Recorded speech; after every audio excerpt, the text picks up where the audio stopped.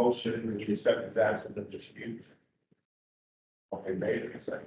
Wayne, all in favor? All right, no opposition. Move on to minutes. Any updates or corrections to the minutes? We have a motion that the minutes be received. Okay, so manager for the second. That's okay, David. All in favor? Aye. Any opposition? Okay. Anyone sign up for comments? No, sir. No signs. Okay. So the work plan we'll get to later. It's always included for referencing. I'll call on Nicola for the liaison comments or update. Yeah, sure. So that is a light writer presentation. I'm prepared for not as much going on for the planning commission side. Obviously, still making waves and a lot of work that we worked for the last few months. You'll see a few repeats there last time around.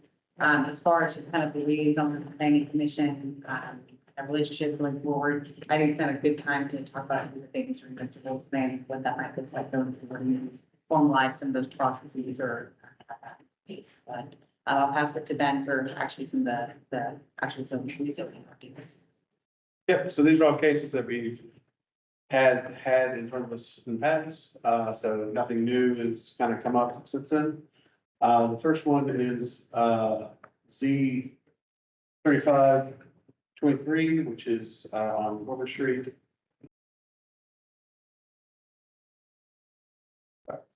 Zero Wilbur Street, technically.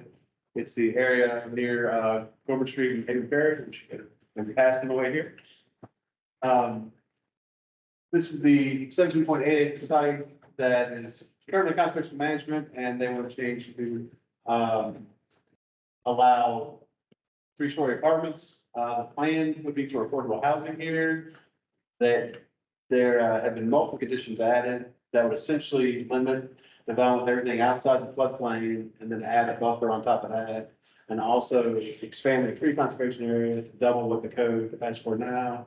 And it would make the developable acres about 3 acres of the 17.88 acres out there. So as of March, the Partners for Environmental Justice are still not in favor of this one. But I don't know if that has changed since then, but that's the last communication that I've gotten. But this is going to be at a public hearing on Tuesday, May 7th, coming up at council. So at that point, it could be approved or denied or continued on. So still kind of. Any questions about that one? A question just about the new conditions that they attached to this. I'm just wondering, kind of in the context of what we typically see in the zonings, how kind of above and beyond those conditions are in the context of what that usually comes across the table. So as far as the developable area and the buffer on top of floodplain, those are above and beyond as far as what they could do. Because technically, for stormwater wise, they could have built everything outside the pink and blue areas here. So that is above there is a commitment to GSI, which are not technically regulated to have GSI here on a normal basis. So that would be very beyond. And then obviously the tree conservation is more than the code requires. So. Yeah, you remember that previous level. I think it came out to be about 30%, but I'm not sure that was an exact condition that it trickled to 30%. But they would be able to go up to any number per the UDO that they could treat for stormwater wise. So putting a cap on it is something that we normally see in our watershed, and if that cap is here for that, and that's built out as well. I've seen that new impervious limit and new conditions, that was something like 18, but. I reached out to plan this morning, I had it back, so there then be some information.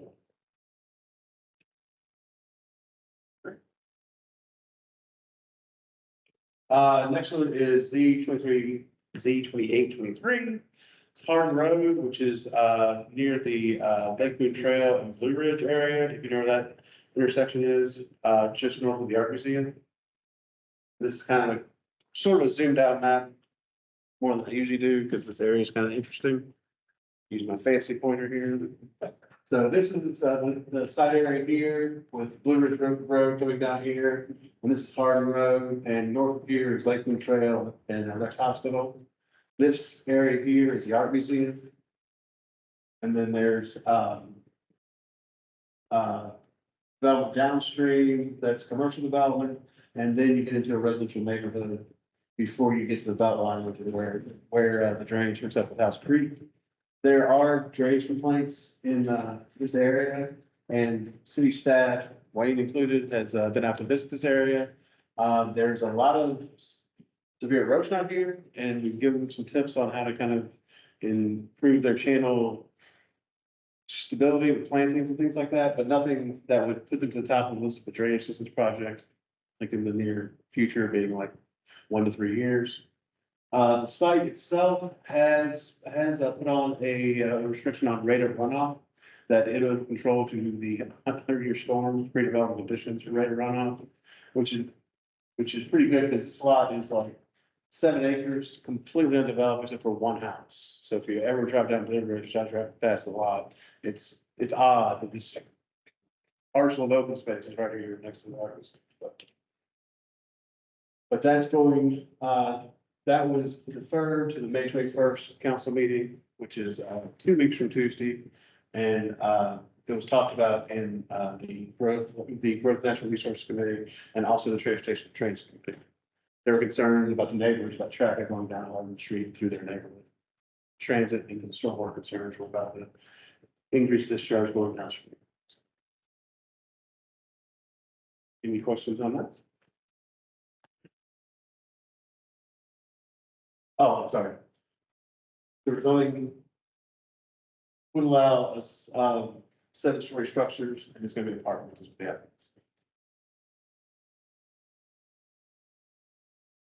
And then the last one is the 4023, which is the one on Strickland Road in it's a Falls Lake watershed. You guys all have a good recollection of this one, but it is on the Growth and Natural Resources Council Committee agenda for May 28th, 2024. Now, if you're trying to get ahead of the game, I don't get the council agenda tomorrow morning when it publishes. They are under a ordinance requirement to set the date for this public hearing by the May 7th council meeting, which is on Tuesday. They're not going to have the public hearing on Tuesday, but they're going to set that date. They have to set that date by May 7th. So anticipated, obviously, I'm not on council, so I couldn't say for sure that this public hearing date is going to be after the May 28th Growth and Natural Resources Committee. And these conditions have not changed to my knowledge since you've all seen the plans. Any questions?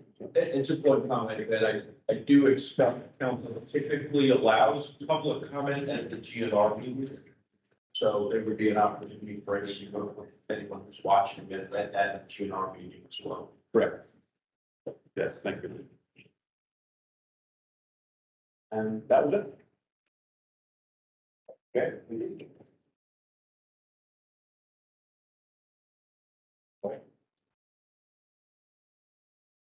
See, we do have a new staff member I'd like to introduce. And Jordan Pack, could stand up and acknowledge that Jordan has joined our stormwater infrastructure capital improvements group as a project manager and engineer. She graduated from Michigan State in May of last year with degrees in environmental engineering, history, and environmental studies and sustainability. And she's recently moved to Raleigh from Toledo, Ohio, where she was teaching chemistry at a local college. So we're very glad to have her join our team.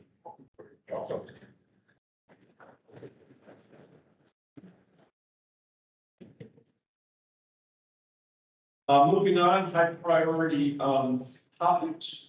Thanks to everyone who attended the city's Earth Day activities. Thank you, Mr. Chair, for making the awards on the Capture It contest of awardees.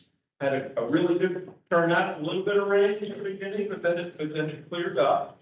I'd also like to acknowledge Ariel Michelle, who has helped organize the contest this year has also arranged for all of the entries for the contest to be displayed at the Pauling Park Center as a public display. So please stop by. When will they be there?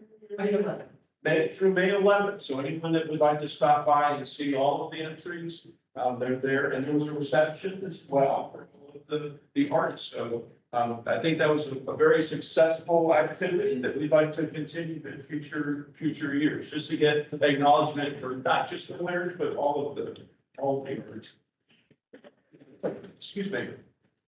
And notices prior to construction, we would like to mention the Glenbrook and Dacian Stormwater Systems project has been bid, and we'll begin this construction within the next 90 days.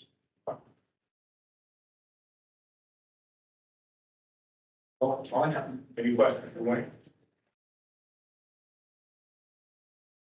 All right, move on to the update and enhancements for the stormwater utility fee crediting program.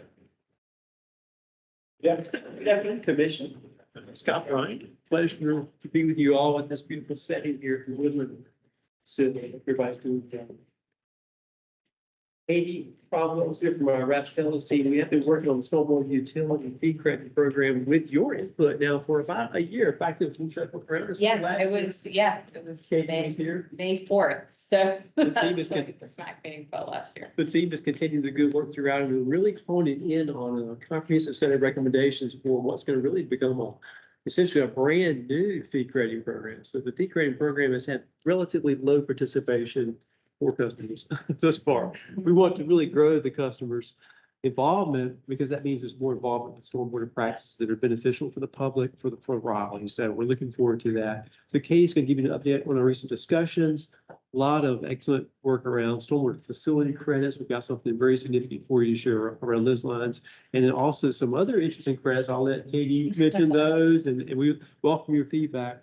Where we are, we're going to bring this back to you at least once more before we finalize. We're starting to get into the final rows, if you will, of this one. We'll come back probably one more time, and then we'll need to complete the manual in concert with Raftellus, the new fee credit manual, and that will ultimately have to go to City Council for review and approval. But we're getting very close. We're excited about these recommendations, and we want to grow participation in the program because it's beneficial for our community and for our stormwater, and also provide some reasonable incentives for doing it. So I'm going to turn to Katie, and Thanks. Katie, thank you for being here, Raftellus team as well. Right, are you gonna be my, or I get to? Better. All right, thanks for that introduction and setup, Scott. That was really helpful. So today, as Scott said, we're just providing a progress update on how all the work that's been going on related to the stormwater fee crediting program. These are the topics that we're gonna plan on covering today, and I know we have limited time, so I'm gonna kind of go quickly through the first couple of topics, and then topics 3 through 5, I'm gonna slow down, and please jump in with questions and discussion as we go along, because we certainly want to hear your feedback. So first, I'm gonna review the process. A lot of this is similar to what we discussed when I last presented this last year at this time.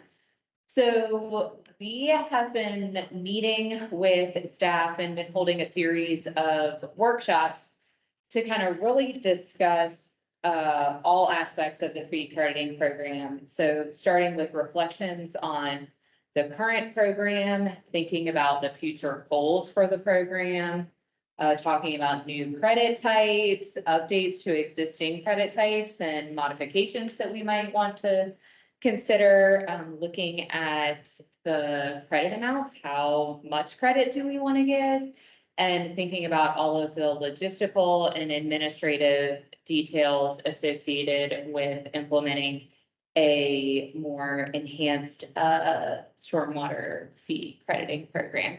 So in 2023, we held 5 workshops. These are kind of the topics that were covered. As it says here, we last presented in May 2023 and have since been incorporating feedback from there. And then in 2024, we've held a series of 4 additional workshops. The most recent one was just on Monday, so we're fresh off of that one. And for kind of these 4 workshops, we've really been diving into specific credit types and diving into kind of really getting into the details on how they would work and eligibility and the different credit amounts that we would be considering.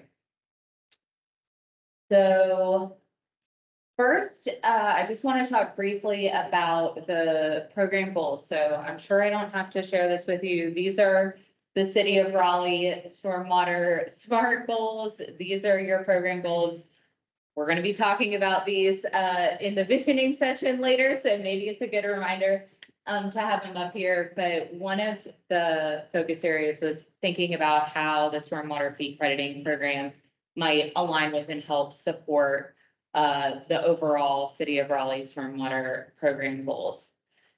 So our first couple of workshops, we really focused on thinking about those and kind of establishing some foundations and really thinking about what the future credit program or the desired future state might be. So as it says here, we want to look at expanding credit opportunities. Scott mentioned that, and expanding eligibility, so more people could potentially receive a stormwater fee credit. We talked about using credits as a way to increase awareness and potentially participation in the Rainwater Rewards program. We want to be able to treat existing impervious area. We want people to be able to stack credits or layer credits on top of each other, so you wouldn't just be limited to one particular type of credit. All while minimizing administration and administrative burden and overhead associated with that. And of course, alignment with stormwater program goals and kind of the future strategy. And finally, and last but certainly not least, thinking about what role stormwater fee credits might play in addressing affordability concerns. So some foundations that we established kind of early on in the process that's kind of served as guiding principles when thinking about new credit types and modifications to existing credit types are, we really felt like credit should only be given for going above and beyond a standard. So you have to exceed what you were required to do on your property if we're going to give you a credit. We talked about credits for industrial and PDS permit holders, but decided that that was not appropriate at this time. And we also looked at the credits available for the MS4 and PS permit holders and decided we would leave that credit alone. That's a 35% credit already. And as we said before, we want to provide an enhanced menu of options and of course, increase participation to the extent that it's helpful for the stormwater program, that it's worthy, that it helps you guys manage stormwater and support all of the goals that you have for City of Raleigh stormwater.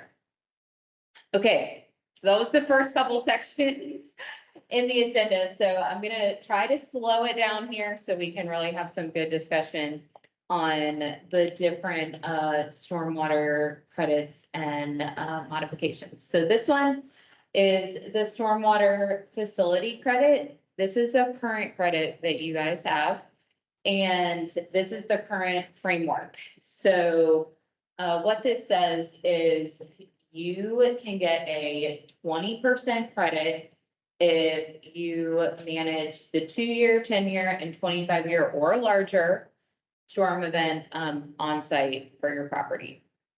You can also get an additional up to 30% if you control greater than 100 acres upstream to the 2-year, 10-year, and 25-year storms. So there's a maximum potential credit here of 50% for this particular credit. And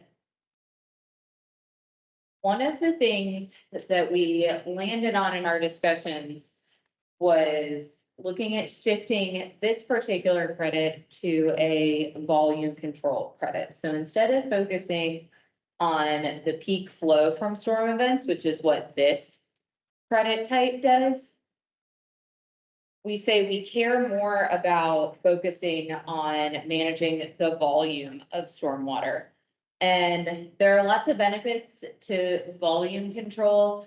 You can still achieve many of the same benefits of peak control with this credit, particularly for smaller and more frequent storms. So we are getting some of that peak benefit. So we aren't just totally doing away with that benefit. Volume control, importantly, is really effective at improving water quality, and that's kind of the primary benefit there, while also, reducing runoff. And it emphasizes, GSI and water quality priorities of the city. So this is really, as volume control, also GSI. This is like a GSI focus credit. So this is what the modified credit table would look like. I'm going to show it in a chart form in a second. This would be structured as a performance-based credit. So you would first be eligible to receive credit when the practice on your property controls 10% of post-development runoff based on a 90th percentile storm. And you would get a 10% credit for that. And then up to if you control 75% of post-development runoff volume based on the 90th percentile storm, you get a 50% credit. So anything between greater than 10% and 75%, you're getting some proportional credit between 10 and 50%. So what that looks like graphically is you get, a little over 0.5% more credit for every additional 1% post-development runoff control. So it's a sliding scale. So that's what we mean when we're calling it a performance based credit.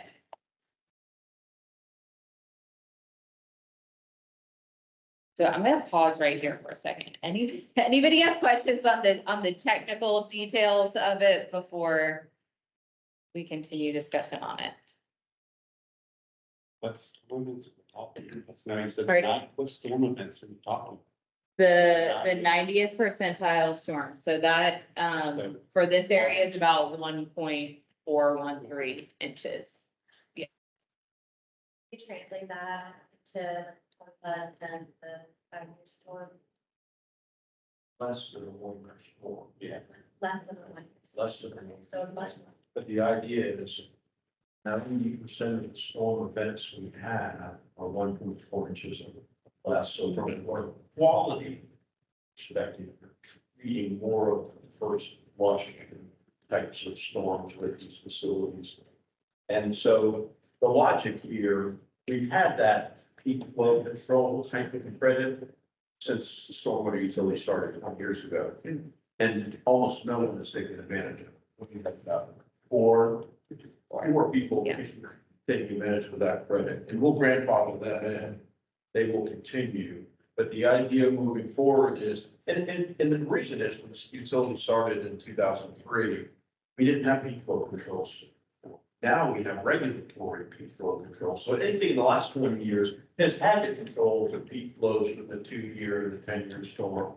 At that point, we thought we'd try to encourage that, but it's very difficult to retrofit peak flow controls on an existing site just because it takes up size, you get to dig up with attention. So it really hasn't worked, right?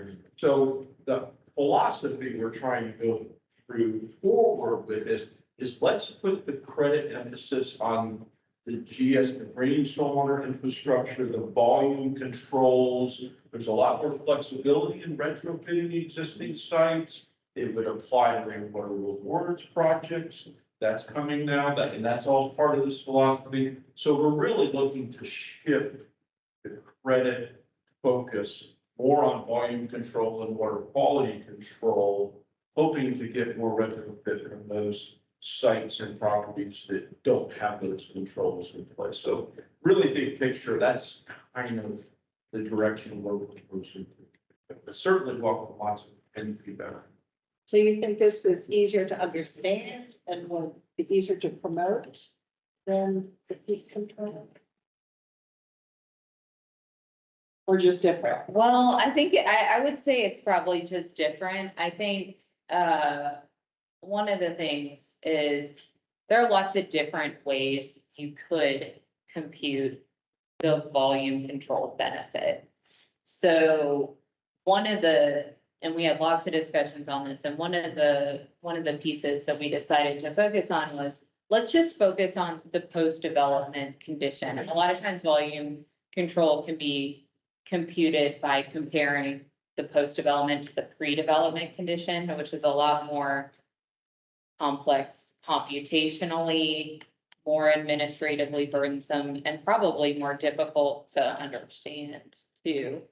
And the stormwater utility fee, is an impervious area based fee. So really what matters as it pertains to the computation of the stormwater fee is the post-development condition. So we're kind of aligning the credit with how the stormwater fee is computed. So in that sense, I think, in terms of communicating it, I don't know whether I can say whether it's easier, to understand, but I think it's different, and we've strived to kind of simplify it to the extent that we can.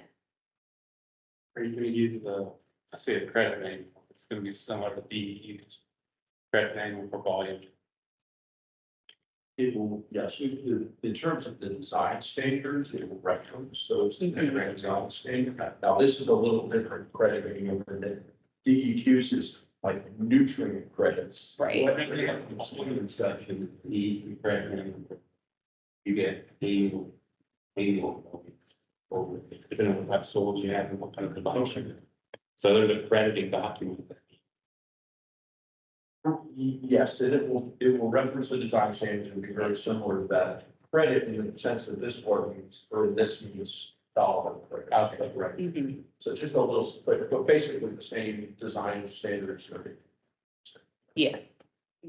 And given like essentially, we're describing earlier how, previously those are potentially retrofitting ones that are already compliant with standards. Looking at this new structure, what's the kind of, what's the kind of scale of who this would be applicable to? That, maybe I missed that in the initial one, apologies, but just sort of, who's the target for these credit? So any customer, Oh, okay. as long as what they're putting in is above and beyond regulatory requirements, right? Okay, So, even it's residential. Yes. Yes. Yes, absolutely. And so GSI is only a regulatory requirement in some very distinct water supply watershed circumstances, right? So really, almost any GSI would be considered above and beyond. Even, and it could be even on a new development that was applying design standards above and beyond what the regulatory requirement is, there would be an incremental opportunity for credit on top of meeting the regulatory standards, if that makes sense. So the under this. Right. It's a proposal. So I see no evapotranspiration, so it's only infiltration. That's what we really want to emphasize GSI. We don't want somebody just with a huge pond out there that's getting, that's getting the benefit that kind of doesn't align with. So we'll go through that when we're writing the credit manual. We'll make sure to kind of cover that, but, we don't, that's kind of an unintended consequence that we identified in our discussions and kind of decided we didn't really want that. So in the simplest terms, would this be volume, velocity, the water volume, water velocity, to move from velocity to volume? Which is easier to communicate. I think so. I think it's, especially when it's consistent with our overall GSI message and water quality focused message. So I think the message will be more consistent and holistic. But I think also, I think that would be something too.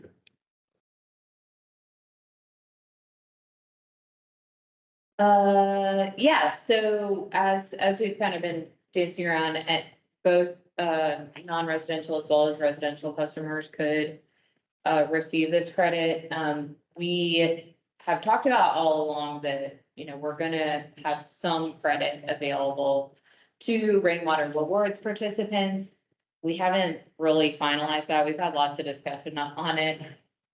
So some options that we've considered along the way, and certainly definitely want to hear your feedback today, are for the residential rainwater rewards participants, maybe their fee just gets dropped down a tier. So that's something that we talked about. We also talked about, just you computing the credit percentages for the volume credit, just like, we do for the stormwater facility credit as we're proposing. We also talked about establishing kind of a preset annual credit amount, maybe particularly for the residential rainwater rewards customers, depending on what tier you're paying, you might get a certain preset annual credit amount. But this is an area, kind of the details of the actual credit amount. We haven't kind of decided, but we agree that it's important that we give some sort of credit for those participants. If you have any thoughts on that.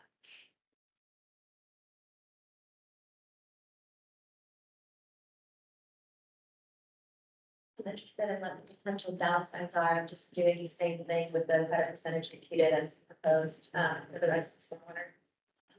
I think one of the concerns is there may be some projects that wouldn't kind of meet the standard to get a credit under that they wouldn't meet the 10% post-development runoff volume controlled. And so we want to make sure that, they are putting in a practice. We want to incentivize participation in that program. So we still want to be able to give some credit amount for that. Yeah.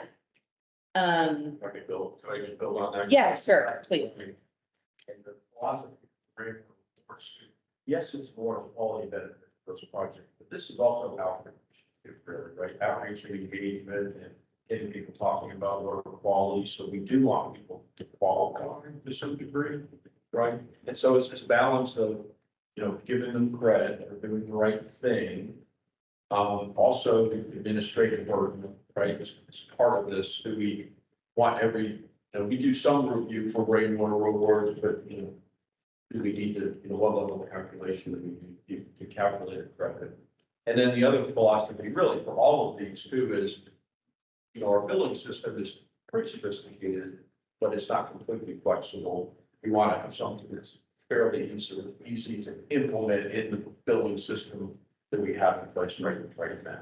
So those are kind of all the factors we're weighing and why it's not an obvious way to do this. Yes. Rainwater, so it's just retroactive versus. So big question for you all to weigh in on.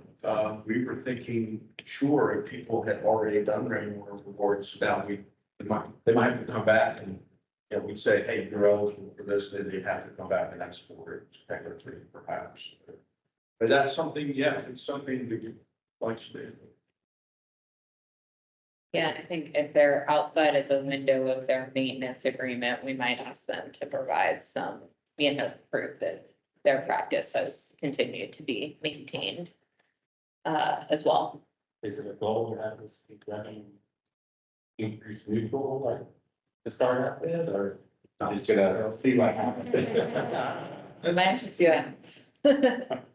Yeah, I mean, it's a good question. Not necessarily. I think if these, maybe rainwater rewards, it's all beneficial, right? Especially the larger projects are clearly having GSI control a parking lot has downstream benefits from the water quality volume reduction. So in theory, the credit would be offset by, any expenditures we would have to make downstream from, flooding or other capital projects. So it's all a little bit subjective. It's tough to quantify specifically, but doesn't necessarily have to be revenue neutral.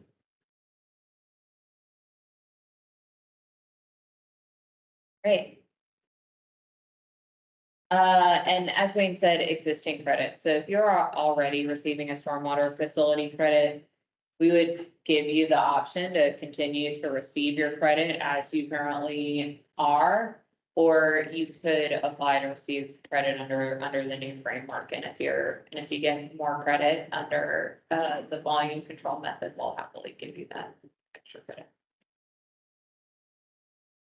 Okay, anything else on stormwater facility credits before we move on to a new credit type? We have the residential, what's Great question. Before, we were primarily commercial credits. So so for commercial? primarily commercial customers, so we're bringing forward down credit applicable to commercial, which is really non-single family residential. There's single family residential, then everything else. So we're bringing forth credits proposed to you all for residential, so we're very excited about that. All right, so education credits. So this would be a new credit type. We did share this with you all last year. And the idea behind this credit is only K through 12 schools would be eligible.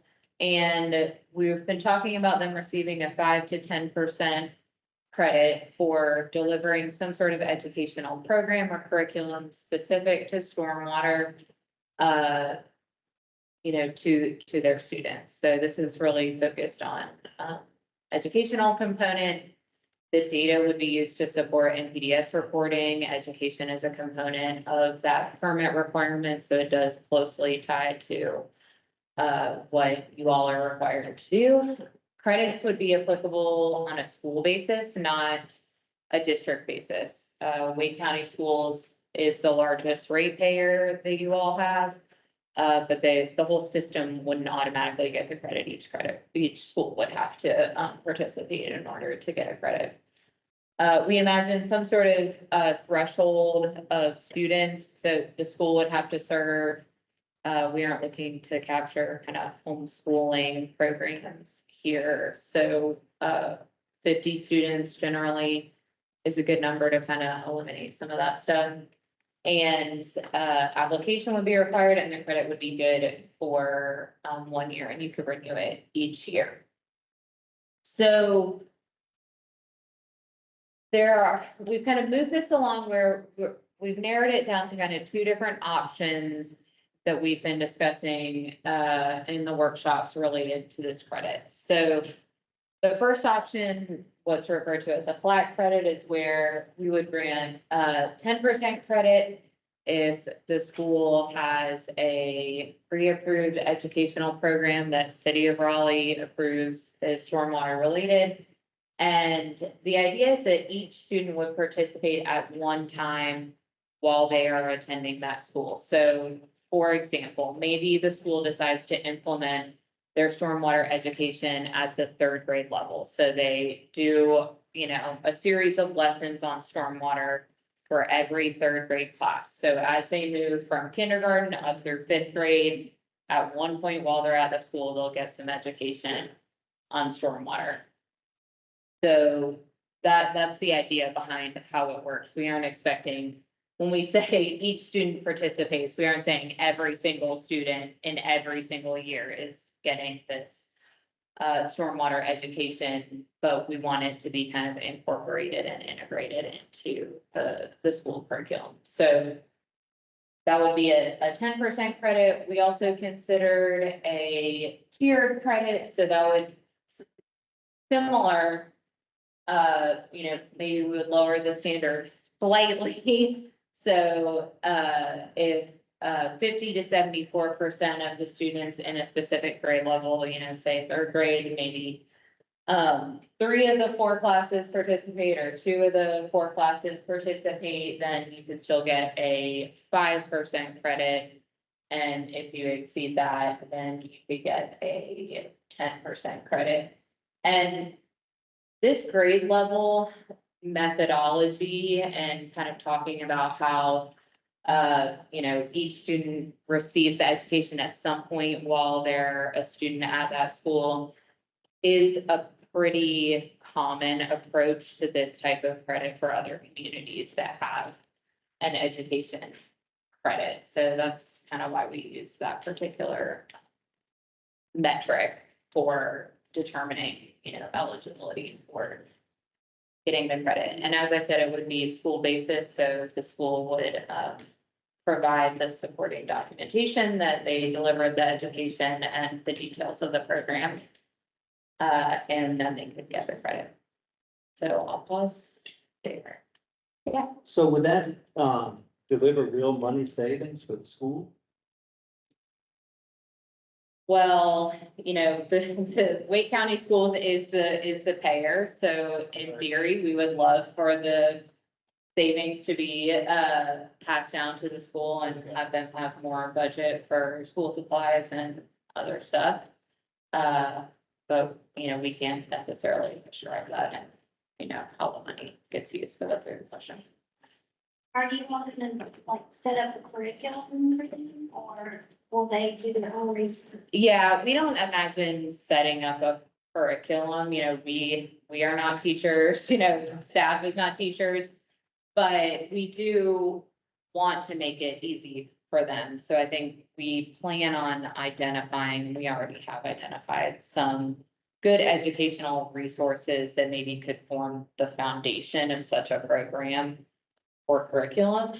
And then let them have ownership over it. And I think that's really beneficial because ideally we want them to get the credit every year, especially if we're relying on, every third grade student to get it. We want it to carry forward, year to year.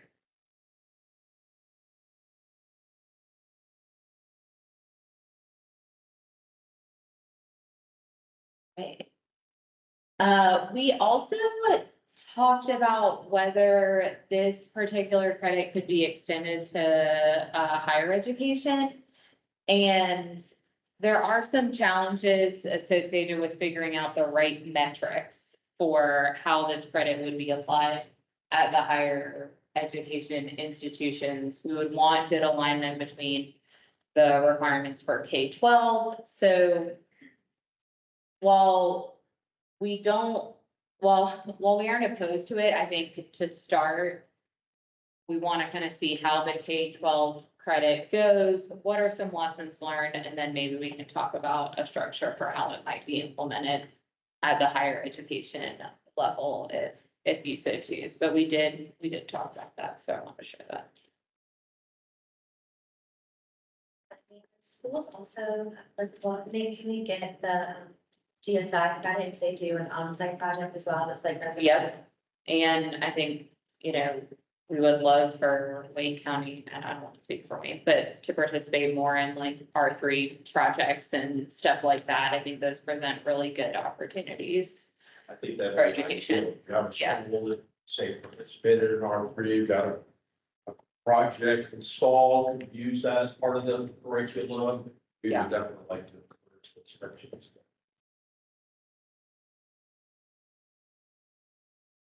And we do actually have a school example at the end if we can get it. The next one, this is another new credit type. This is the stewardship credit. Last time we presented in May, we called it the participation credit. So if you hear stewardship or participation used interchangeably, we liked the name of a stewardship credit a little bit better than participation. So the idea behind this credit is that customers could get a credit to their stormwater charge for participating in a volunteer event that supports stormwater program goals, such as a stream cleanup. So this really encourages public participation and leverages, volunteerism that customers in Raleigh may have. And so, so the idea is that, an event might be up to 4 hours. 4 hours is pretty long, so it's probably something less than 4 hours. But if they participate, then they could get a one-time dollar amount reduction applied to their bill in the form of credit. And, as we talked about, had a lot of discussions on this, there's a lot of flexibility in what you could do with this credit. I think we could all think of, different volunteer activities that are related to stormwater that would be beneficial. And so quickly that starts to feel administratively and logistically challenging.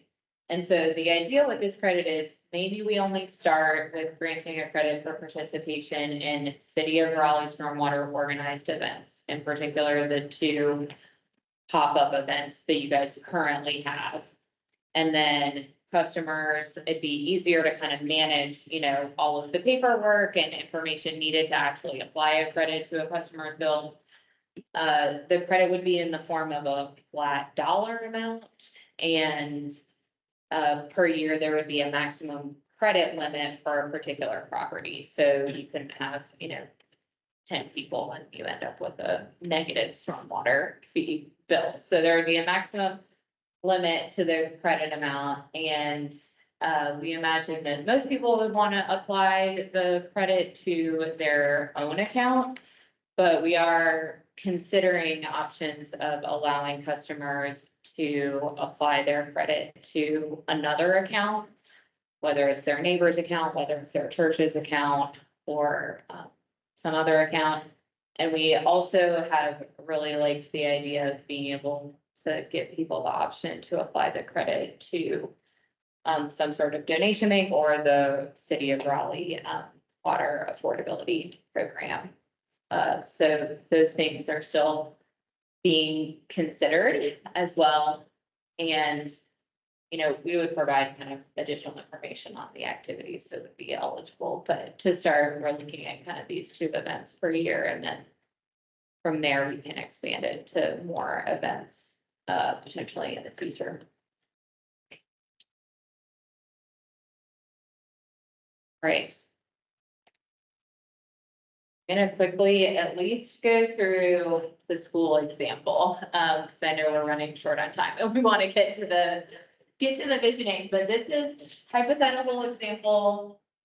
This school has a rain garden funded through the Rainwater Rewards Program. They also have bioretention with infiltration, and they've done education. So maybe under the current structure, they're getting a 20% credit for their on-site management to the 2-year, 10-year, 25-year storm. And this is what their annual fee would be. Under the new framework, say their fee's the same. They are doing post-development runoff control to 62%. That equates to a 42% volume control credit. So they would get that amount of credit. They're also doing education, get another 10% credit. If we apply the maximum of 50% credit, they've cut their fee in half. So there's, this is a good example of how we could stack credits, how rainwater rewards could be incorporated, and how this particular credit might work.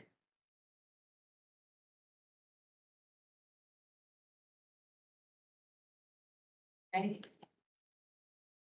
And I'll just quickly flash the next steps up here. We have some work to do, kind of nailing down some of the details, finalizing percentages, following up with you all, drafting the fee credit manual, or drafting or updating it, adding the new credit types, adjusting the stormwater facility credit. We certainly need to discuss the credit management processes. With only 4 customers receiving credit, you don't really have to have a particular administrative process for managing credits, but now hopefully with increased participation, we need to have a management process for credits. Certainly want to communicate about it to raise awareness about the program, and then bring it back to you all for a final review, and then I'll go to City Council for their review. All right, anything else? All right,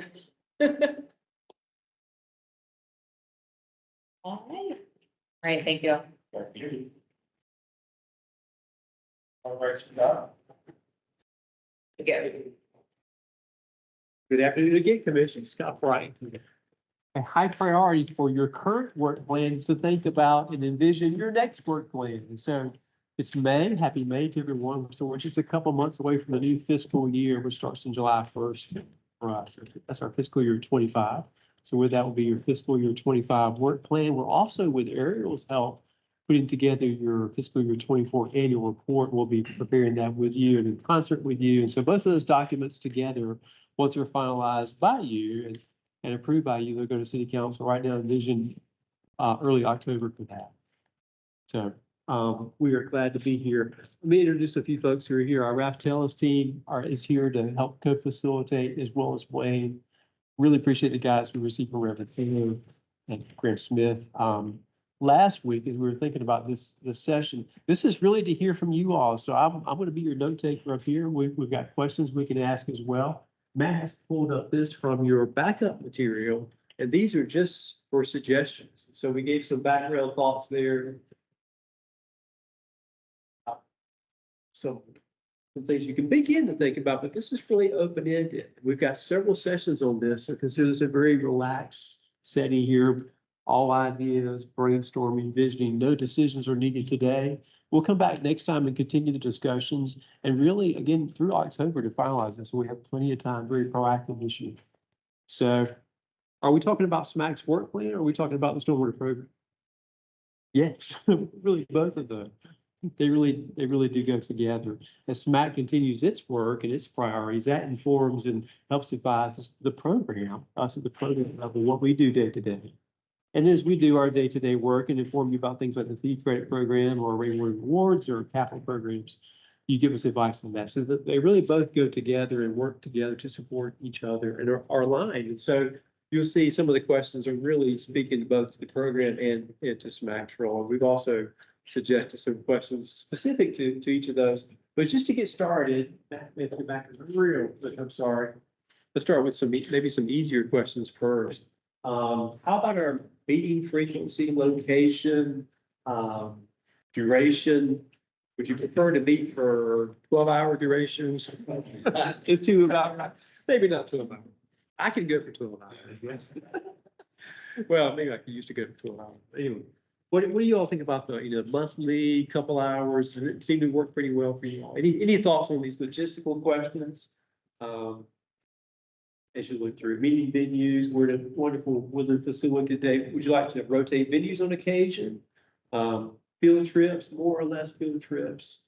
We have an optional one right after this, by the way. I think Kelly is back there. Kelly, yes. So stay tuned. We're going to demonstrate our active flood control system at nearby Lake Johnson for those who can join us right afterwards. Maybe we should just go there right now and do the visiting out there. That would probably be pretty good.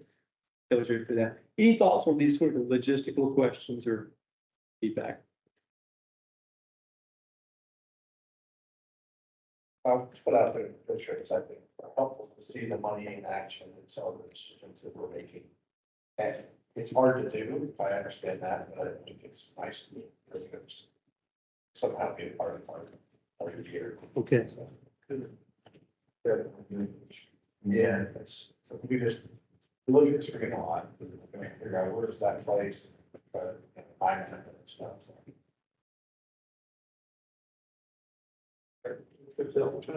Integrate those as we can throughout the year, maybe look at projects, things like our flood control system. Wonderful. Rotate around the city. We've got so many wonderful venues like this one here. I think the 2 hour meeting once a month, it's not a heavy lift because cheaper itself. But I know some others have other duties on the committee, so we have liaisons and such, so. But I feel like there's some meetings we have where you try and cram a lot, really small time, where we could benefit from some additional discussions. Yes. That's a great point. Thank you all, by the way, for your volunteer, for your time. We know you put more than 2 hours a month into this. You review these backup packages that are now sometimes approaching 100 pages long. So we know you're doing your homework, but that's good feedback. Would the commission then maybe be open on occasion if there's a set of high priority items to maybe spend a little bit more time, or we do have some other ideas as well for ways to address that. Potentially to virtual.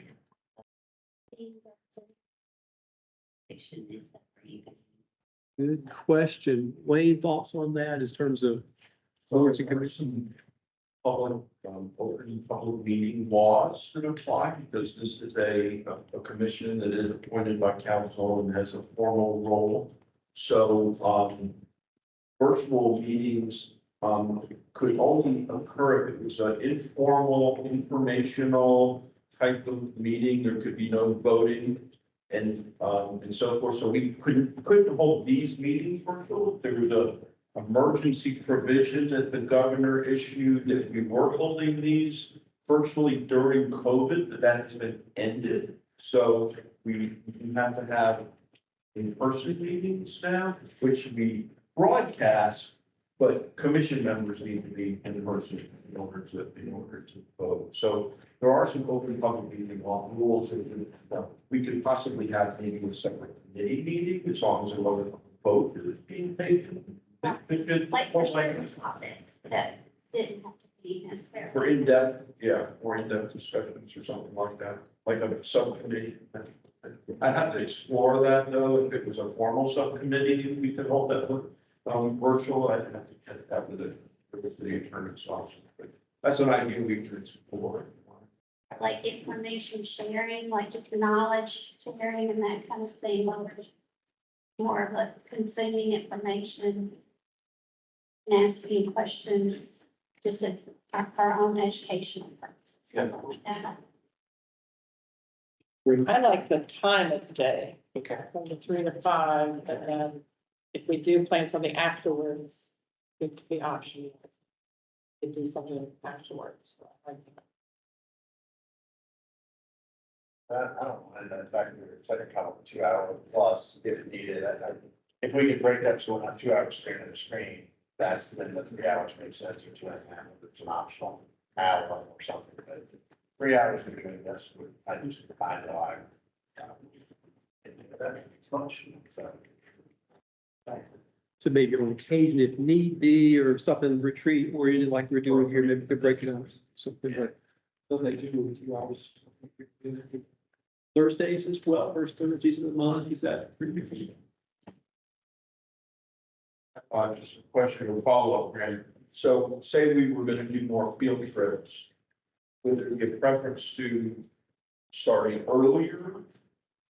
And then 2 to 4 of the field trip, or is after 5, like we're proposing today, okay for field activity, maybe an hour afterwards, or any preference there?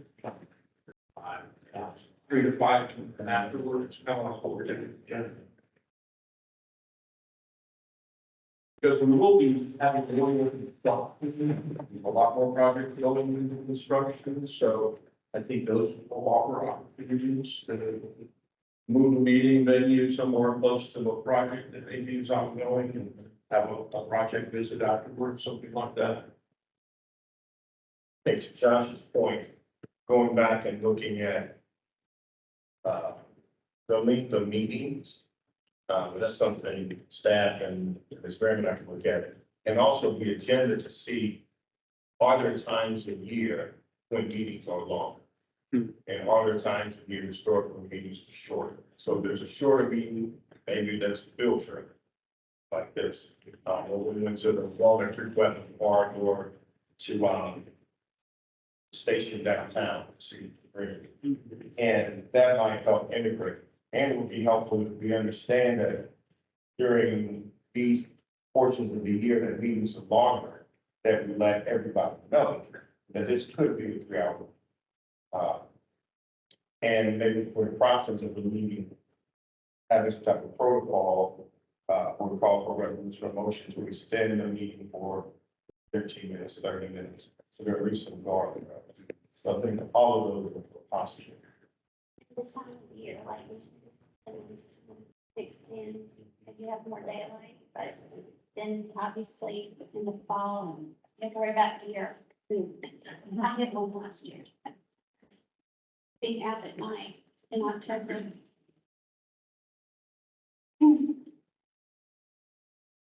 Feedback. Yeah, Catherine. How about the backup, the agenda and the backup packages, are those helpful, and is 1 week in advance adequate? Like I'm a month in advance?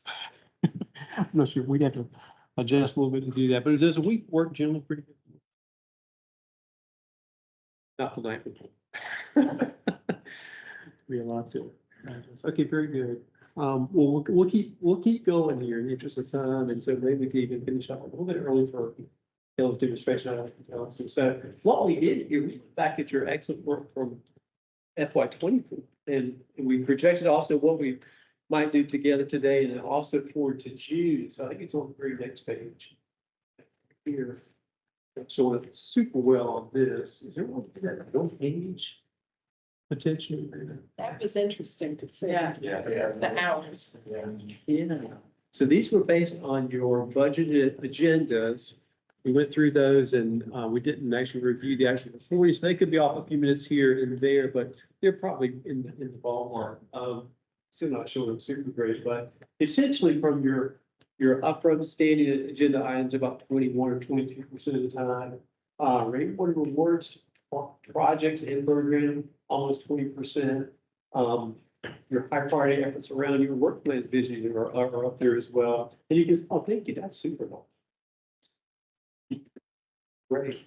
The new design manual, stormwater design manual, a huge milestone for the program, a good bit of time allocated to that. The Camp Pond Dam CIP project, which is going to be a multi-million-dollar lake spillway restoration project is up there as well. The budget, always a priority item of CIP, and so on and so forth. But as we looked at this, kudos to you all. As we went through your high priority work items, just about everything was covered. I think the only thing that wasn't covered, we weren't maybe ready to present that to you all as of yet. It came through as a brief updates, but great job. You know, a lot of work. We looked across the 20 hours roughly, and we looked at this. Very efficient officer elections. I think that was 10 minutes. Great job. Was this? I have to say that I've enjoyed every presentation. Very well done, very helpful. But I feel like I don't know enough about this CIP projects. Some of them we've had presentations on, but I don't really have a good sense of the ones at the top. I don't need to know about all of them. The ones that are at the top and where they are, what they look like. I just don't feel I have a good grasp on those and how they get to the top. So just to clarify, in terms of the prioritization process for how the highly ranking ones, how they got to that, the criteria, And also just about the projects. the project itself. Yeah, Okay. the project itself. I don't know if we have time for that, but. I agree, doing kind of a project highlight, you know, as doing information, obviously we can't go to every site and do everything, just being more aware of all the things that are happening in the city, all that's being done. Be really interesting. It doesn't have to be a full blown, you know, investigation on it, but just like a project highlight or something. Yeah. Be helpful. Scott, you said it was time based on agenda or is it actually? These are based on agenda. They're probably pretty close to actual, some items that may have taken a little bit longer, some a little bit less. But we didn't have the time to go back and actually or review the videos to get actual, but Yeah. this is probably pretty close. I'll do that for next time if you want me. No. But, so this is based on your budgeted. So from the top here, here's our budget. So this is to have the analogy of the budget. This is the budget. The actual would be coming to the end of the fiscal year to 57. Probably pretty close. And I feel like this is helpful and 20% of rainwater rewards. Just looks very heavy. So I wonder with the new proposed threshold, you anticipate this going down, you lose your projects. And I don't know if this is really like a consent agenda or it just feels like, I mean, that's a bit of our time. Is there a way to do that faster? Yeah, something that's pretty much, I've only seen about 5 years, I've only seen one decline. That's my recommendation. That would be certainly doable, right? Because with guidance from you as to all the information you need to see for each project, put that in a bundle. Y'all can take a look at it and then just have one vote at the beginning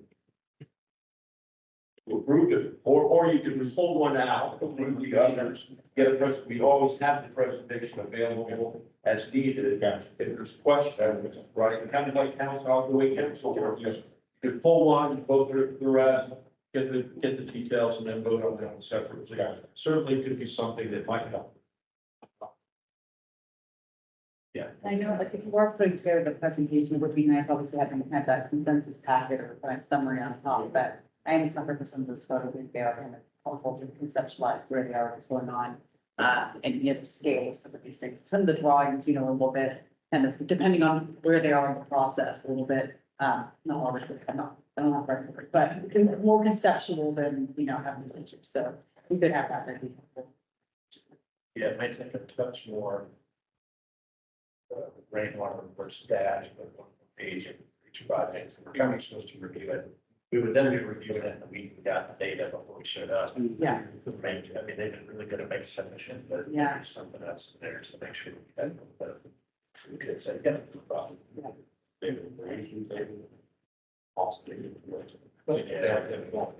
Yeah. That's That right. new format though, that we maybe implemented last year, was really just a clean, great job on this. There's a little bit of discussion. Yeah.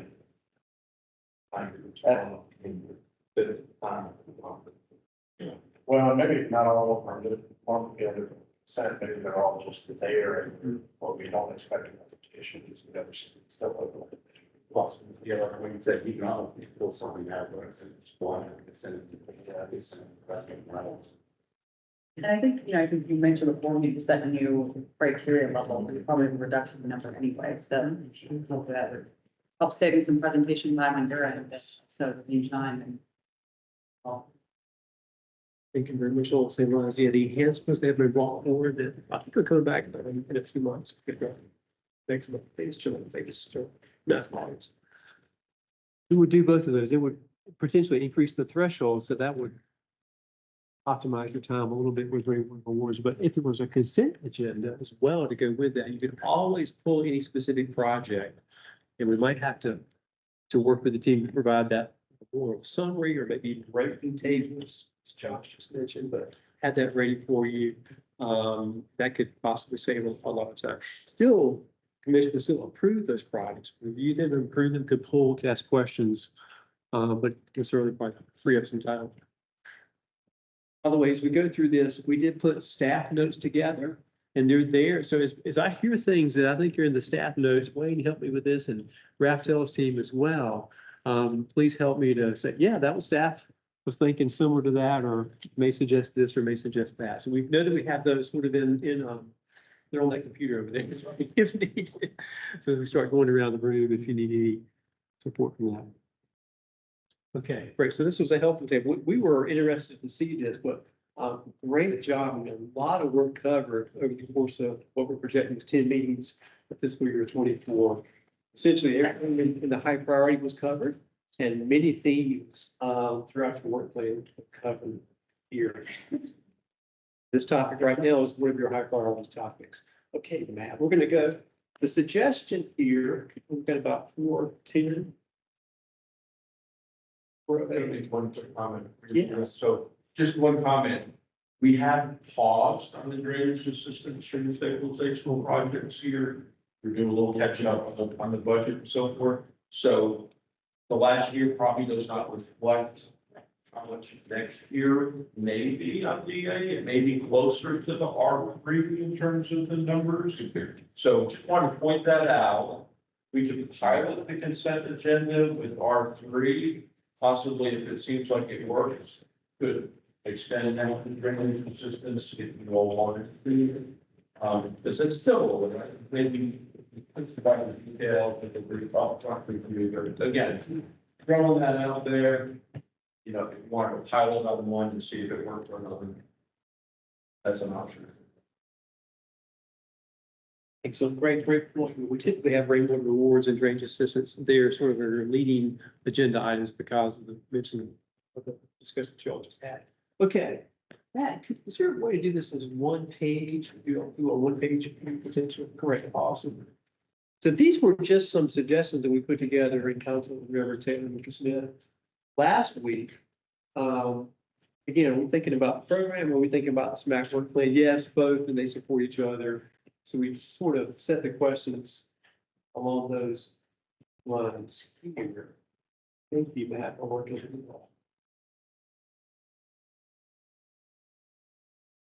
Okay. It's about 49. Again, we've got plenty of time, 5 or 6 more hours. Maybe not quite. We do want to go to Lake Johnson. We'll follow up next month, and we got plenty of time on this work plan, but let's really think about the future. Let's envision together, SMAC envisions together. We'll keep the notes. What would the best, most comprehensive and highest quality stormwater management program for Raleigh look like? We might have some of those elements already in place. We'll talk about that next time. But regardless of whether it's current programs or not, what do you think would be elements of that? What would be some of the outcomes of that for our residents and the community? And then what would SMAC's role look like in that program, in that best program? So maybe this is if the commission would like, we can start with that question and that visioning question. We'll take notes, and again, we have ideas to share, going around the room. The notes from our, yes. I think besides all the programs, I think the one that kind of really comes to mind is just, more resident outreach and education. I think, there's so many things that go on behind the scenes, and obviously Raleigh has a very snappy website, but it's like, does a normal resident living their everyday life think to, know to, want to get engaged with that? So I think this might not be into the realm of that, but just, maybe think about more opportunities to share awareness about what they could be doing. What you're doing, and more, and for what they could be doing to help the storms as well. That's good. Yeah, certainly, that's definitely elements of the best program. Other elements of the very best program, just wow, if Raleigh already has a very good program, what if we decide to put a world-class program in place, if you will, at the very best? So I'm trying to understand the big picture. The role, the driver for the city of Raleigh, stormwater. And is there coordination with other departments for the city? I'm just trying to understand, part of this relates to, there was a BRT meeting I attended, and I learned, and maybe I was the last person to know about this in Raleigh, about, I think it's called Vision 2025. And so that's next year. And so I'd like to know, how, does that impact us or no? Are we sort of independent agents? I'm not clear how everything all fits together, and it would help me to sort of strategize and come up with ideas, if I understand, or things just sort of come on a monthly basis, you know what I'm saying? So, it's like, how does it work? Drivers. It's a big picture. Yeah, it's an excellent point. What are the drivers for Raleigh's stormwater management program? And the decision in 2004, I believe, Wayne, for the city to create a stormwater utility, right, in the program that we have today. Excellent question. There are a number of drivers, answers on that. I'm going to ask for Wade's help on that. Probably Keith's as well back there. Early on, a lot of the stormwater utilities in North Carolina, even beyond that, were formulated when the EPA and VDS stormwater regulations came about in the early 1990s. So Raleigh chose to do its program about 10 years after that. That was certainly a significant driver. Hey, more resources are needed, much more water quality, including education and outreach and all those sorts of things. So that was certainly a key driver. Coupled with that, there was a bit of well, not just a bit, but a significant backlog of infrastructure needs. Pipes out there that are undersized, channels that are eroding to be restored. Now we have much more interest in green practices, natural practice for water quality, other. So there are numerous, so there are regulatory drivers, infrastructure drivers, financial drivers, the program earlier was funded by the general fund. So anytime, it's funded, a program is funded by the general fund, it's compete versus lots of other programs. Safety and all the things that are funded by the general fund, very, very high priority things, of course. And so dedicated funding for stormwater came about with the stormwater utility in 2004. Wayne and Keith, what are some other drivers that you all could think of for Raleigh or the industry in general?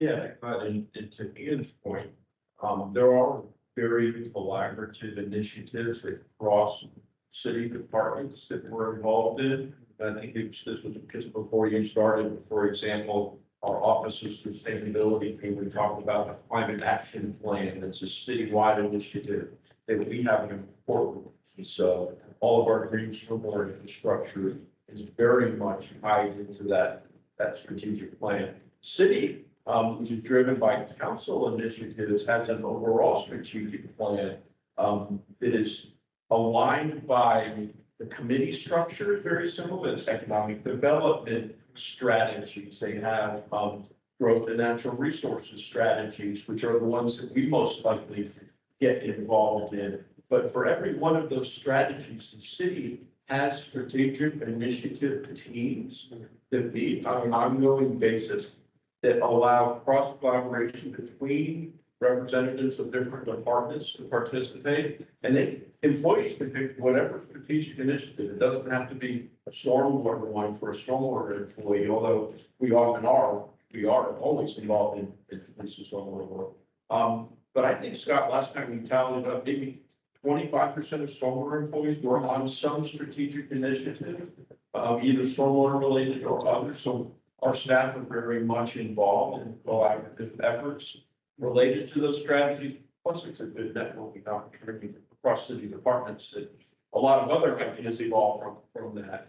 But, that's real high level. We'd be glad to give some more materials that would help give you a better picture of how stormwater interacts within the city structure too.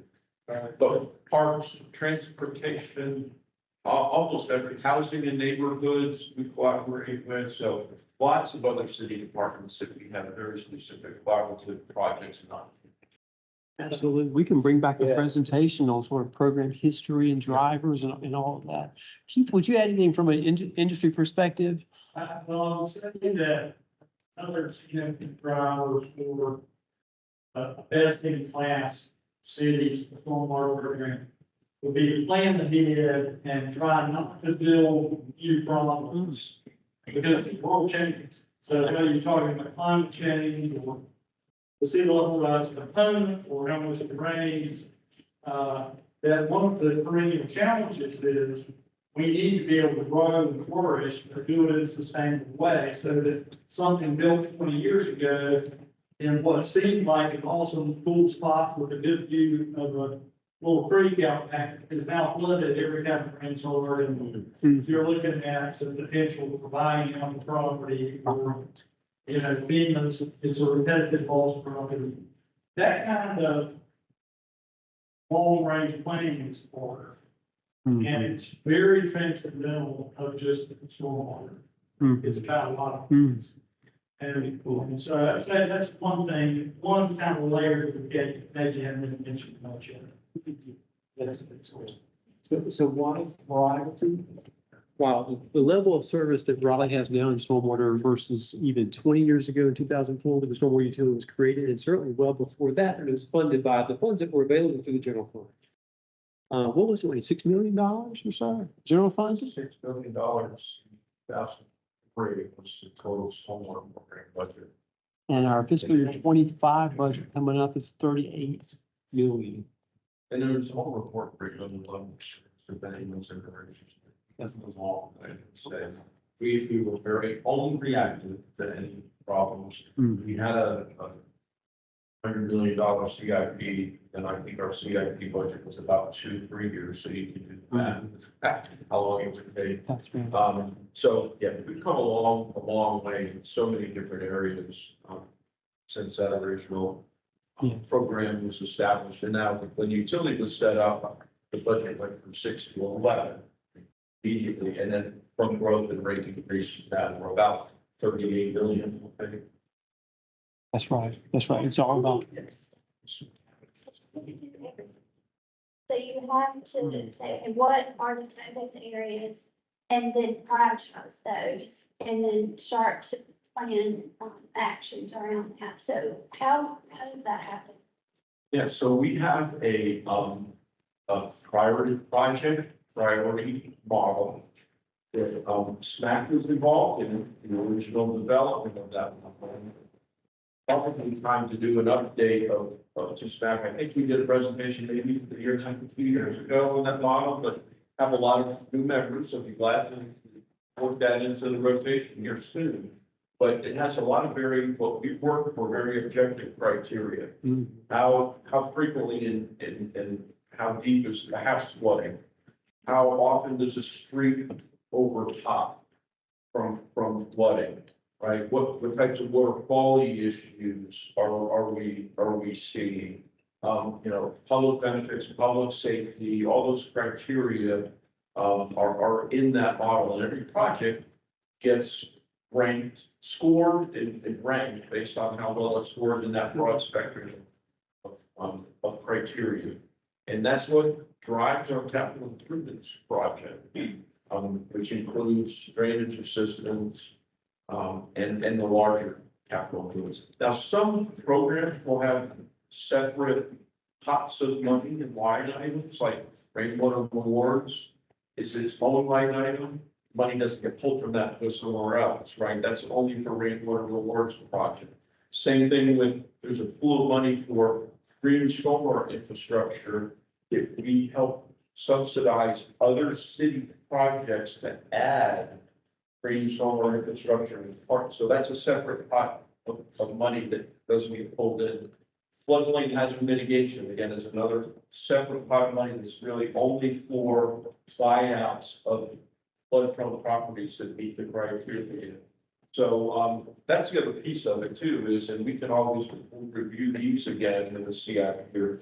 Those separate pots of money, are those big enough? Are those allocated right? Are we putting enough towards rainwater rewards? We just, we're proposing to bump that up to $500,000. It's really been $250,000 last year. So those types of priorities are really what SMAC has developed to help us, give us guidance and feedback on. Are we setting our priorities in the right direction? Are the funding allocations right based on what the community really needs? So those are all very important parts of the input that we receive from people. I think it would be good to have an update. Yeah, absolutely. We'll do this in coming years, but it's been a while, and before I guess you got, there's got to be a piece, I guess, I'm saying, in some way, and I think I've said this in meetings, I feel like the drainage systems and now the street stabilization, we're paying for past sins. And it blows my mind, we're spending the money we're spending to fix do stuff that really was like, yeah, we saw that coming. And so I guess in 10 years, I'd like the things that not exist, like that we will have worked through the list and we will have planned, spent the last 20 years, that will be 30 years of working through stormwater management in a smarter way. So therefore, those based on programs. That makes sense. That's a great. I love that. Yeah. And also, to that point, a lot of that has to do with the decisions that we're making today, zoning decisions, and some of the conditions and incentives that we're attaching to those. And I was really excited, and I said this before, to see, the incentives, or the sort of package of conditions that was presented to us that were recommended to better stormwater around future development sites. And I think that's how we get towards that goal that Nick's talking about, is continuing to move in that direction of incentivizing, going above and beyond for new developments as we grow it. Yeah, I think that we, the process here is just how we do it. In some way, distance. These are requirements, make it hard for me to grow here.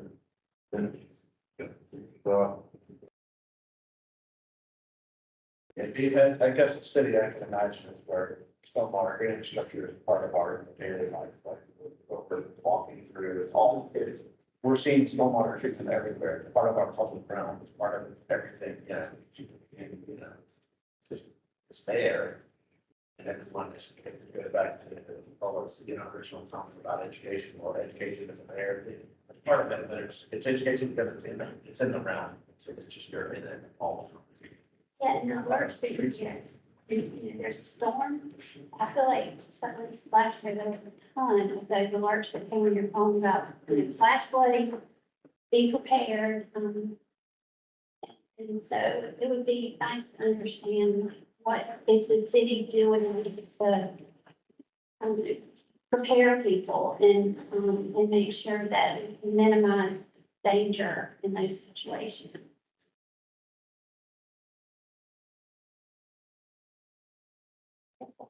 That is a true. It's more business. There's a lot of great. The whole city. That's gonna not be a place. You have like an actually word. Simple that will.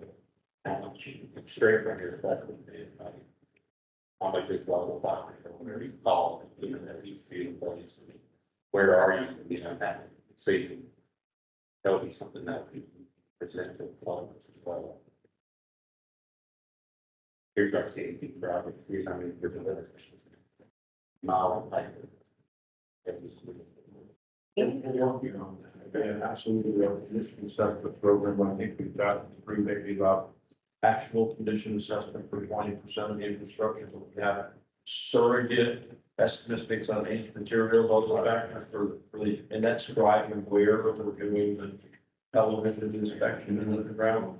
But that dashboard is something we're definitely working on. We're working on a system-wide, basically a risk score, with the idea that over time, that risk score, as we address aging infrastructure, should be going down. But you've got the age going up, which is driving the risk up. We've said our assessment and rehabilitation should be driving that down. So it's a matter of balancing those so it can be a little outcomes.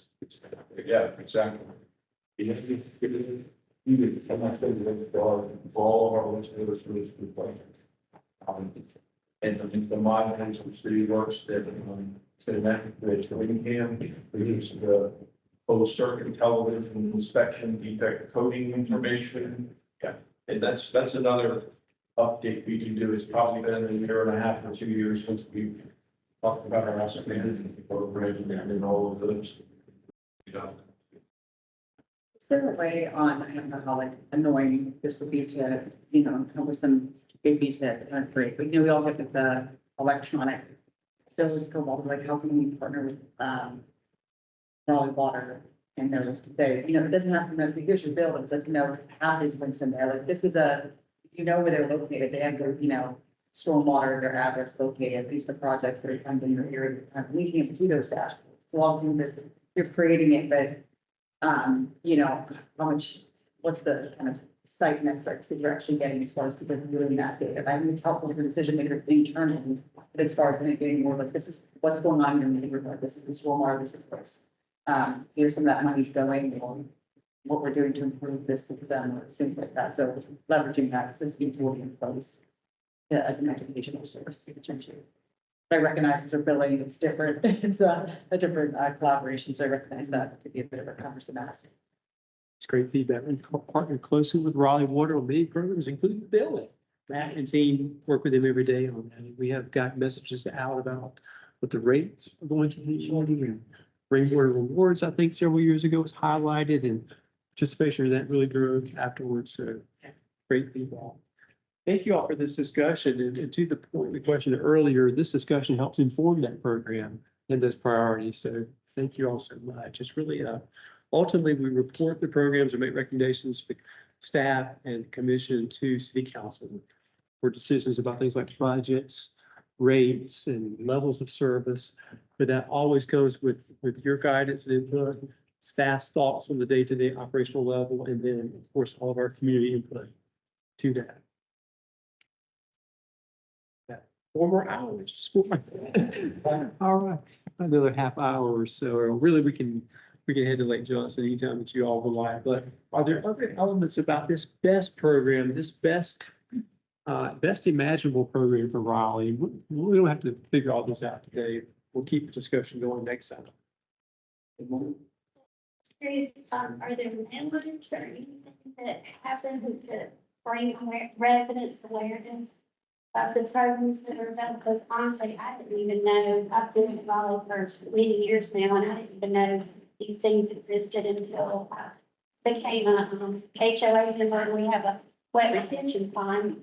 So, I don't know, I know that we're probably, a lot of people are going paperless with their bills, so you're not getting that in your envelopes with your bill necessarily, but maybe there's a card or something. Is there a budget for that type of outreach to just help people know that these things are exist? Yes, so there is a budget for that. The most recent mailer that I could think of as far as all of the utility bills probably was the Rainwater Rewards program a few years ago. We're really highlighting that. We certainly do a lot via the website. That's updated most frequently, probably our website. There are public meetings that we have. More recently, going pop-up meetings going into the neighborhoods to bring the projects to the community, versus maybe some evening public meeting, which is going directly to the neighborhood. So we're doing more and more of that. Wayne, can you think of other examples of, we certainly have budget. This is part of our program, is to continually get the word out in concert with you all as well. Yeah, we have access to, Raleigh sends out the utility bills. We have access to put inserts and information in their little newsletter that goes out monthly, and I've done that occasionally. And, you know, websites, we have a Twitter feed that we share with Raleigh Water, it's already X, as well as Facebook. So there are social media that, I would encourage you all to follow if you don't already, it's at Raleigh Water. And we share that, as I said, with Raleigh Water, because most customers don't truly understand the difference between Raleigh water and sewer and stormwater. So we merge it together, and we both get more followers that way. Ariel was here. She manages all the social media and our communications, so we could put that on the agenda too for communications update. I think we even had that on maybe an agenda here. I think it's coming next month. Already to do kind of a communications engagement update. But certainly welcome any other feedback or ideas. You guys pay your bill online. It would be interesting if somebody with that type of skill set could get creative around building awareness at that point, at that site, because that's really where you're paying attention when you go in there to pay your bill. That's right. That's a great point. Matt, we get hundreds of calls per year. They're all handled very promptly and very professional. I can say probably what, 300 or 400 calls a year on the billing questions. And then as we do that, as we answer the question, what's your impervious area? How many equivalent units are you getting billed for? So we go through that. Matt and Allison and the team were really hard on this is what the program is all about. This is what that $7 and plus pays for per month. Capital projects, outreach, water quality, etc. I think about the elements of the best program. Think about all the data.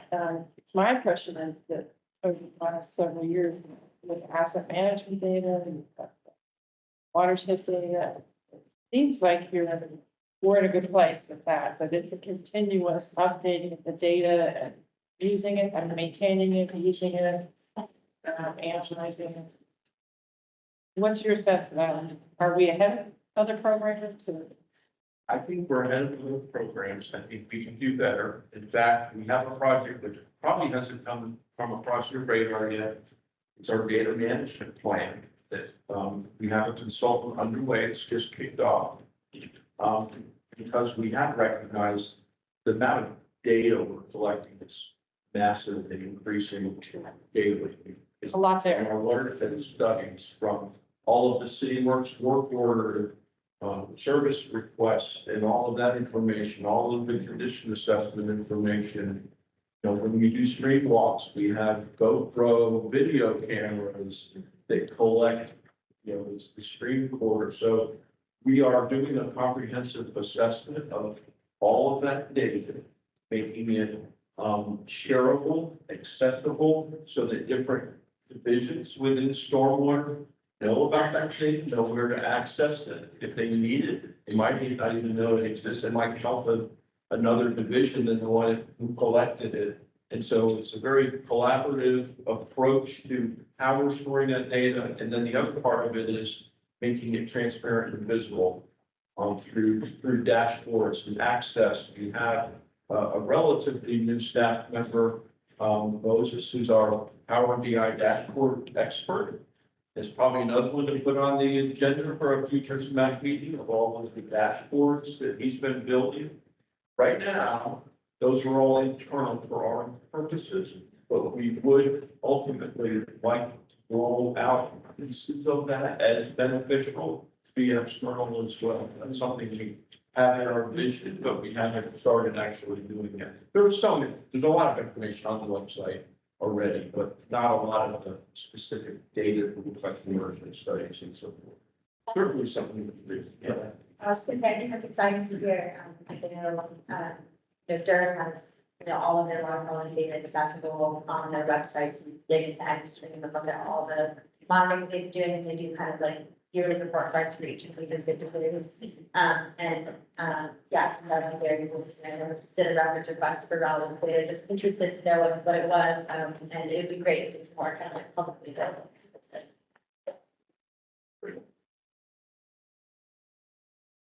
Say about Keith's comment and forecasting. And I don't think we as a commission can do much around it. I know your staff that we're leaning into that, but the liaison role with the planning commission. But as far as looking into the future or planning for the future, I don't feel like we as a commission do a lot of that. We want it to look like if we were to take to the watershed, and if GSI were in these locations and this watershed will have this impact. We're not doing it. I mean, people come to us for rainwater removal, what have you, but we don't have the reverse. So what would it look like for this commission to do more forecasting? Such that we can get to the dream that Brandon and someone else said. And I guess that forecasting, or is that helping the city department? Yeah. Some of the citizens on the ground. That's kind of an equity issue too. Yeah. You're just listening to the people that are comfortable coming to you, that they know how to come to you. You're missing out on places you should know.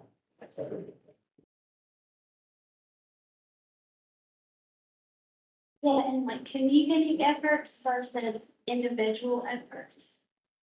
Trying to understand what opportunities there are there, because I think a lot when we talk about these developments that are going up that are affordable housing, they're 7 stories and apartments. How those individuals participate, I mean, it kind of makes more sense if you're just an individual, single family property owner. But how can communities versus individuals participate? So more programs that can reach both of those groups, the communities, neighborhood associations, as well as each individual property owner, as was mentioned. You are doing excellent with all the notes you've already gathered. This is great. Maybe in the interest of time, we can perhaps Reverend Taylor guide us a little bit into the second question here. Matt, we scroll up just a little bit.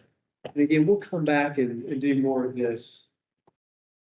Now, this, the second question or suggested question is more around SMAC's role.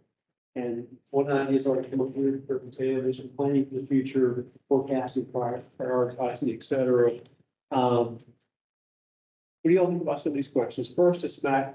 Some of this you've already talked about. 2A, thoughts about your current work plan. I think we got some feedback on that, which is really helpful. Any other thoughts on that? You felt it was too much or too little involvement in the work plan areas? Again, we thought you covered everything in your plan quite well. I can't imagine it could have been done better. Just acknowledging that maybe there's area for room for growth in terms of putting more time into some of these rezoning conversations that we moved pretty quickly through. Just flagging that, you know, I talked about creating like a prioritization threshold for what rises to the occasion, and that might result in more time spent on those spaces. Whether in this board or in small committees that are formed this way. I would just tackle that. We want to play that game, you gotta be at the game, gotta be in the game. Stuff. That's, yeah, I mean, that's a whole other thing we gotta tackle. We're gonna get in it and be a part of it. Yeah, but I like the idea of subcommittees as well, possibly. Folks that are tackling some of these things, I think subcommittees have worked on other boards and on this board in the past, so we can say, hey, you guys are that group for, and it could be a temporary subcommittee, or it could be a permanent subcommittee, it could be, however we decide to do it, but I think there's value. I think the group at large needs to be more proactive. Somebody on the other department of the area when you engage, we were trying to engage in the situation. This very group that wants to be part of the planning process. This very group that wants to be part of our shed and understand the issues and things. I don't know, but how do we, you know, how do we do this? And it's going to probably be in small groups. Thanks, I jumped on the urge for that. And the commission has shown success with those subcommittees over the years. I think GSI was a more recent subcommittee, GSI subcommittee. The integrated project prioritization model Wayne mentioned earlier was 2015, 2016 subcommittee. So you've done that from time to time. Yes. Great. I can't use more ideas for subcommittees. While we're on that rezoning case topic too, one suggestion, or maybe it was more like a request to the planning staff, is that staff, as long as, you know, SMAC is looking at informational cases, right? Just what we've been doing is fine. I think they requested, if and when SMAC ever does get to the point where you're going to weigh in formally with a written memo or a motion that's being made on a specific case, that they would like to see the applicant involved in that, at least make them aware of that discussion at a specific meeting. So if they wish to, they can come make a public comment to weigh in, and so that perspective is heard. I think was a request from the planning department. If that's something, yeah, if that's something you all would like to do moving forward, please, you know, keep that in mind so that all perspectives are. Not planning, this is planning department. It actually came from the planning department, which suggested that. And I think that's a standard practice for how the planning commission operates. It was the person who's the liaison for the planning commission, just like I'm the liaison. That was not about that commission meeting, but say that. So, this, yes, my livery of our, I don't think we put all of that, so I also, so maybe there's something about the process of how we get to that table. And planning, like I said, liaison is not even the same thing, like, if you're gonna be involved, yeah, what are how do we get involved? Right. I think one of the concerns was that we didn't have the zoning list that we were discussing laid out on the agenda, and so they were not aware that we were discussing, you know, their case. So maybe make a practice of just listing those rezonings on the agenda, and so there's at least an awareness that we'll be discussing that, and there's an opportunity to weigh in on it. And I think there is a distinction between just what happened today is fine, right? But if there's some action taken, I think the agenda should more clearly say potential action on this case and let the applicant know that would be discussed. That would be. The way we did it, when I was on the environmental advisory board, we decided to write the memos in a subcommittee thing. And the subcommittee wrote the memo because it was just more efficiency in that. And then they kind of came back. So if we're gonna take a case to, where we're gonna put, you know, we've decided, we vote in large group, say, yes, this is the case of matter, we'd like to address it as a memo, subcommittee that gets that task and then has that job, you know, put it back. So,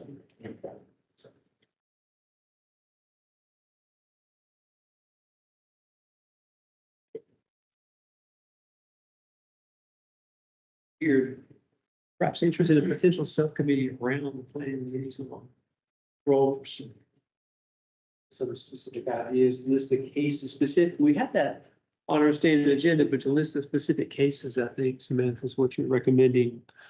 Z28, whatever, blah, blah, blah. Specifically list those on. No potential actions, I think, in wait, which might be taken by the commission. Other thoughts around that? And then, by the way, that is your third question. That's the only thing standing between you and going to Lake Johnson. It's the question. And any other thoughts that you've got? You know, this is your session and with all of your feedback is needed. So much appreciated. I don't think it's tied to the last question, maybe not the other questions, but I was just curious with all the grant money available, is the city, do they have a group pursuing grants? I mean, it seems like there would be a number of grants that would be beneficial. It's a great feedback. It's amongst our goals is to continue to pursue grants. We do have current grants. We have a portion, thankful to city council and the commission's support. A portion of the ARPA funds for Raleigh have been allocated to stormwater projects. I think it's 3 million have been allocated to specific stormwater projects. FEMA flood mitigation grants, Ben and team have pursued those as well. The North Carolina Land and Water Fund, I think we have a grant for upper Durant wetland. So a variety, we certainly pursue those. Yeah, I really did. That's a great, and we had a presentation maybe within the last year or so on that, but we can bring an update for you as well. Just keep it there.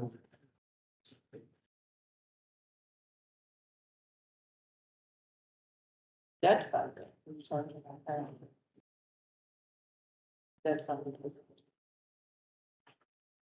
That's part of our planning, at a healthy level of that funding, just really accelerate and advance our CIP, your CIP. FY 26, I think is what we're looking at, is 5 year back here. 25, we were originally thinking 25, look at 26 now, but that's just a year or so away. So we're planning to incorporate that. We should be in good shape financially for that.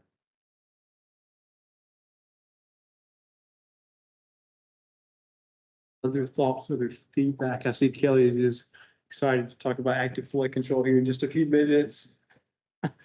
Potentially press a button to show you all the system for those that can make it. And it's gonna be very close by, just over at Lake Dam Road, by the way, which is maybe 4 or 5 minutes from here. What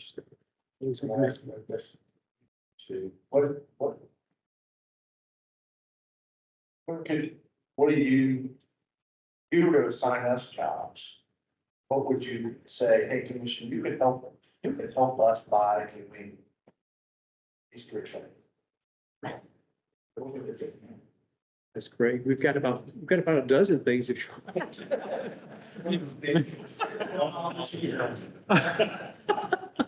We're interested parties. Yeah, absolutely. Yeah. How do we leverage for who we are, where we are, what can we do to take it for, I don't know. Yeah. First of all, we greatly appreciate you all. This really, like we mentioned on the call, this is a highlight of our month to really come and celebrate the work of the program, get your feedback, encouragement, and then, bring it back the next month. So we could not do our jobs well without your input and support. So thank you for that. We do have some specific ideas, and several have come out during this session. Do y'all want to go into a few of those during this, or hold them for next time? What do you think? I would say the number one most important thing that we need from you all is keep asking questions in these meetings. Yeah. Never hold back, even if it's just a clarification, because Scott and I have been doing this I've been doing it for 35 years. We forgot what we didn't know about stormwater. And so sometimes we assume common knowledge is not common knowledge, and that's important, especially when we're talking to the public, right? So never hold back any questions. Please ask any and all questions. So that's number one, I think. Maybe the other piece of that is, and it's related, and I don't know specifically what to ask for, but you all are intended to be permanent stakeholders to represent the community, different aspects of the community, right? And there are a few, I think it's maybe 5 or 6 kind of assigned seats for a nonprofit, for an engineer that does this type of work, but many of the seats are not assigned, all of the assignments, right? So please try to keep in mind the perspectives of the stakeholders that you are representing. You may not be here in the room, but who you all are the surrogates to represent the broader community in terms of the questions or the feedback. Or certainly if there are, if there are community groups that you all are a part of, invite us to come speak. If it's an HOA meeting, we'll be glad to come and do some outreach. If it's a meeting that you have, Smith, if it's a meeting that you have, let us know, invite us, because having you invite us brings credibility, right? You think this is important, and it helps us amplify the messages to those groups. So if there's anything like that you all could do to help us insert isn't the right word, come into the community and help spread that message more fully in the circles that you may be working within. Please help, let us know. We're glad to do that. Great feedback. We definitely need that. We want to continue to listen to you all, get your feedback. Yeah, we do this day in and day out. We're very excited about what we do, but we really need to step back and hear from you all. You're representing the community and of course supported by city council to do that. So again, thank you all so much on behalf of all of the team. We could not do our jobs well without your support. We're doing great. We've covered a lot of ground. Any other or any further thoughts on the planning commission process? We'll revisit that next time. Next time when we come back together, we're going to gather all these notes for you, organize them a little bit. By the way, along the way, if you have ideas, please share those with Reverend Taylor and Mr. Smith, and we'll assemble those and add them to the notes as well. So that's always welcome. Next time we'll come back and we'll do some prioritization and continue brainstorming discussions as well.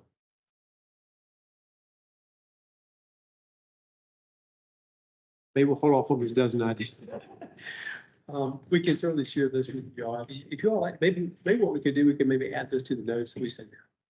We could add our staff ideas to these if you all would like to see those. Yeah. And we've talked about 3 or maybe 2 or 3 or 4 already. So we're very much on the same page. But we probably would need that 4 more hours to get into that. The name of those sessions. Yeah, we'll be back. We'll be back in June. We'll be back in June. The commission is tentatively planning to take July off for summer break, which I think council might do that as well. And then we'll reconvene in August. So we'll have August, September. So several more sessions to go before the work plan goes in October to council. Wayne? Yeah, Yes. it's kind of schedule reminder. It's all kind of for right now. SMAC is on the October 1st city council meeting agenda for presenting your annual work plans and your annual report in the past year and future work plan for the next year. Those are typically presented together where council accepts the annual report and then approves the work plan because yes, we agree that's what you all will be working on in the next year. So as Scott said, you've got June, and then if you decide this is traditional, they go to July, 2 more meetings to finish up the annual report and the work plan. Do a subcommittee or something, and more involvement in that other than just in those meetings as well would be an option. But that's the kind of the tentative schedule as well. Because October 1st, we would have an opportunity to be like, I think we said kind of. Great discussions. Keith and team, may I ask you all have been working with us now for several years and have seen our program growth and have helped us with that. And you're also working with many communities across the country, maybe 1 minute or less. You know, where is Raleigh relative to the rest of the stormwater industry?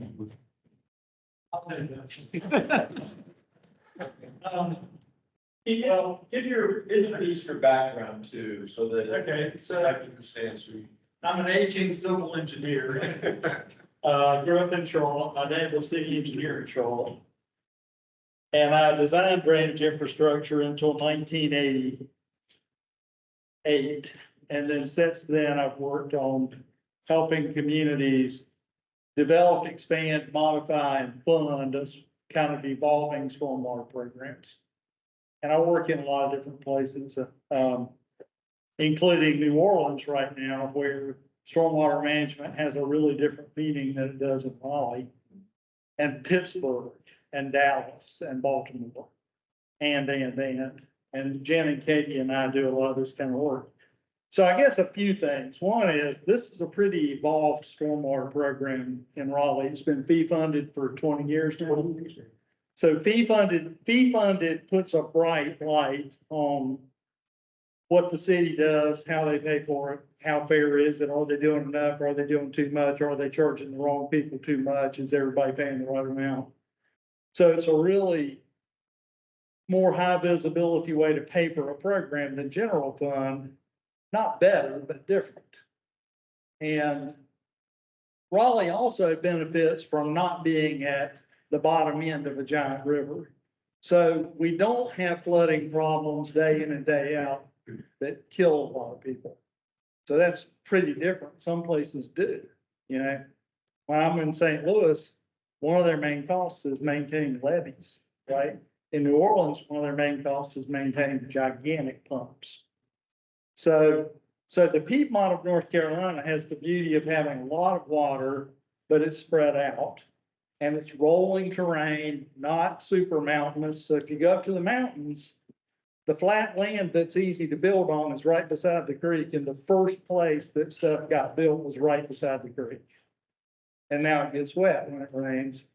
And if you go to the coastal plain, everything's so flat. When it rains hard for a long time, it's all underwater. So I think the Piedmont, which is where most of the people live in this state, is maybe a place where you've got a little bit of everything. A fee-funded program puts a bright light on what you're doing. And as the program matures, you're beginning to think more and more about an integrated set of things that the city does that are policy level strategic things to cause the city to be a different place over time, presuming you can suppose where that place should be. And that it's any different than where it is now. So when I think about that, I'd say, this is a well-run, well-funded program. There's not near enough money to do the capital. And you mentioned capital earlier. There's not anywhere I've ever worked that has enough money to do the capital.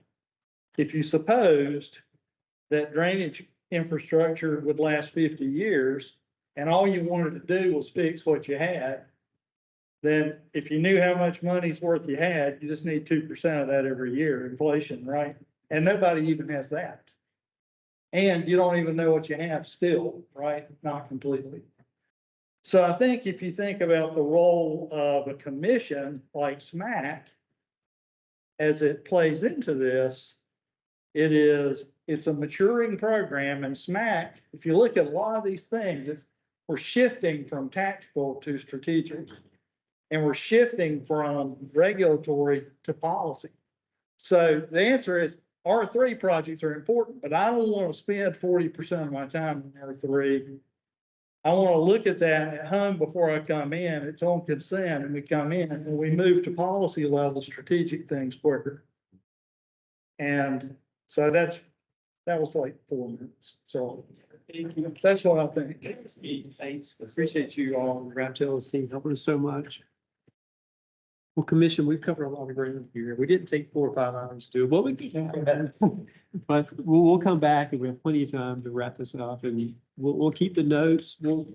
With your support and direction, we'll develop drafts for you to send out for your review and ongoing discussion, kind of like we've done before. But this has been super helpful, something we've not done in a while. Maybe it was 2018 or so last time we did this kind of advanced visioning about the work plan and program. So this has been super helpful.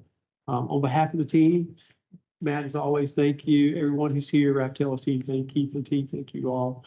Appreciate you all commissioning every month for what you do for us. Means so much. Any further thoughts or guidance, and we can get ready. Kelly, you want to come up real quick and give a little bit? This is an optional field trip, by the way, but it's one that I would highly encourage if you have a relative few minutes to join us. Before Kevin comes up, thank you, commission, thank you, staff, for all of your help. Any questions? Motion to adjourn. Luann, second. Clover, all in favor? Very good, thank you. Thank you, Commissioner.